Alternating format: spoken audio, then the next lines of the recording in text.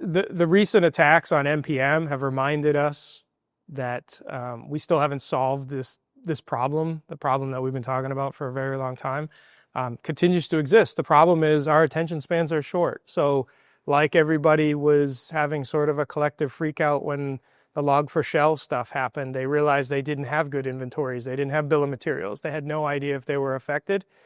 Lots of people, took action to kind of figure that out. But then a lot of people, just like the news cycle, it kind of moved on and people stopped working on that. The attacks on NPM, the malware and open source is a recurring theme. And I've seen it now more times than I can count.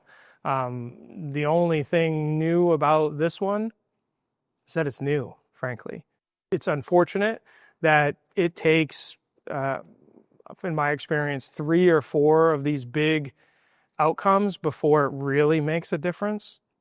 We saw the same thing with Apache struts. There were 2 major vulnerabilities that occurred. I think the first one was in like 2012 and the next one was 2013, 2014. It was the same thing. After each one of them, there was a big freak out, a big focus, and then everybody went back to business as usual until the next one happened. And it wasn't until Log4j came along much later that it was really the same thing that happened before, but it got a lot of attention. It got Congress pulling people in, asking a lot of questions that, some of that stuck. We're not quite there with the malware attacks yet. What we've seen with a lot of these attacks, fortunately, they've been caught quickly. The impact of them, as best we can tell, has been low.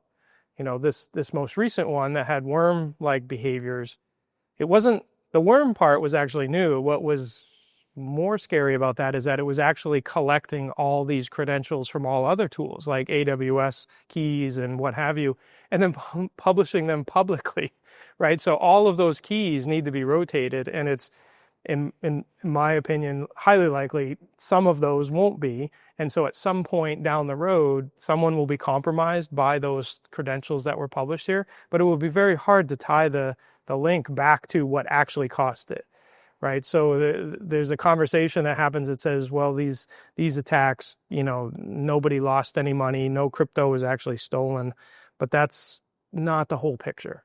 And so, I think these will continue to happen until, unfortunately, something much bigger happens and, people get hauled before whatever court, whatever congressional inquiry or whatever to really make a change.